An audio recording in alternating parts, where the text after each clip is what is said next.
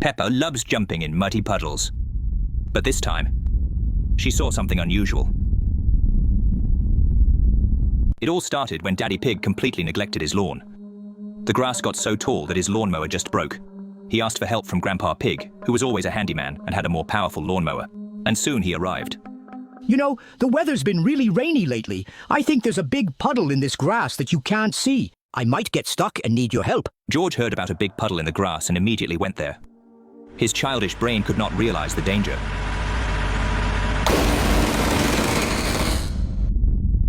What was that? It took Grandpa Pig a minute to realize what had just happened. It couldn't have been anyone other than George. Animals around here don't wear blue clothing, the bloody piece of which he held in his hand. He didn't know what to do. He didn't want to think about how he would have to explain this to Daddy Pig.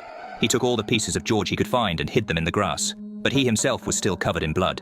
Luckily, he was able to wash himself from the hose outside the house, which got him all wet. Where'd you get so wet? I'm just tired. I'll finish cutting the grass later. Let me sit here. I need to do something. I need to hide the remains. If they find out... Okay, I can put the remains in something before I take them away. A garbage bag. That's it. They're not likely to notice they're missing a garbage bag. I'll take that bag, put his body in it, then dump it somewhere far away and... Grandpa Pig had forgotten that the entire lawn was splattered with blood, and it was immediately visible as soon as you stepped outside. He had no chance of cleaning it up. The hose didn't reach that far. He felt awful about what he had done, but if everyone found out, it would make his life even worse. He wasn't afraid of prison. He was afraid of how his own children would look at him. He would try to keep everyone away for as long as possible. To him, it was clear. This was the end. He heard thunder. If it started raining now, all traces of blood would be washed away. He would go and gather all of George's body parts into a trash bag. You're being odd. By the way, have you seen George? Yeah, don't worry. He went to the bathroom. He did as he planned. After the rain, he put all of George's parts in a bag, and without saying anything to Daddy Pig, he drove home. He hid George's remains in a chest in his shed. Grandpa Pig spent a long time in the shower that day. He was trying to wash off not just the blood, but also the sins he had committed. He also burned his old clothes. They had George's blood and DNA on them. They were evidence. He also wanted to burn George's remains, but he remembered that he would still have to deal with the bones, and his dog neighbors would definitely pick up the smell. To Granny Pig, this behavior seemed very strange. He had trouble falling asleep, but eventually slept until noon. When he woke up, he looked out the window. Granny Pig was heading straight to the shed. Yesterday, she had asked him what he had been doing there for so long, so it looked like she was starting to suspect something. He ran to her immediately and caught up just as she was coming out.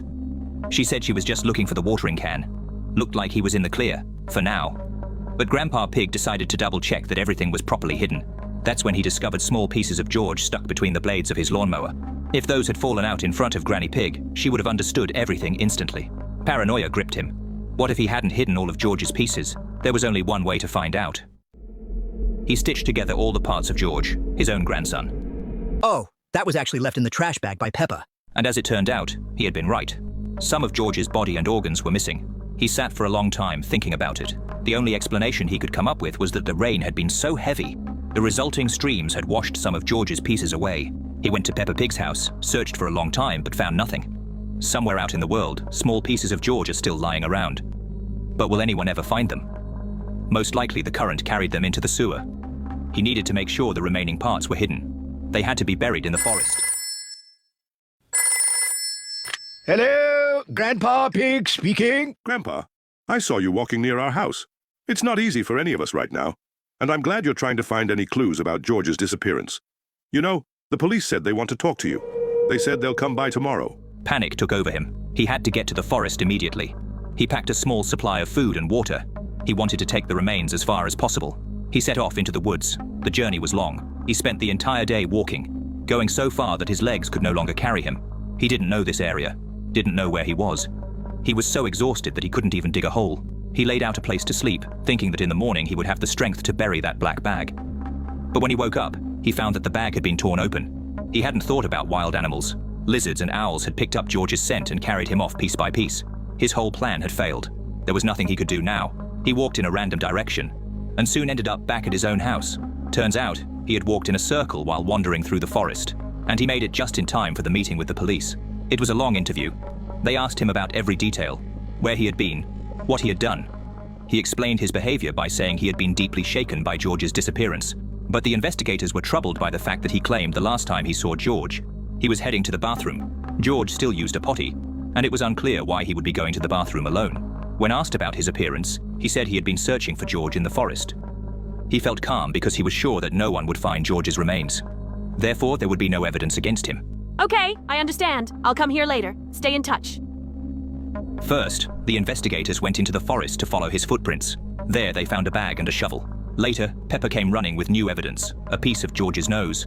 Grandpa Pig had to confess what he had done.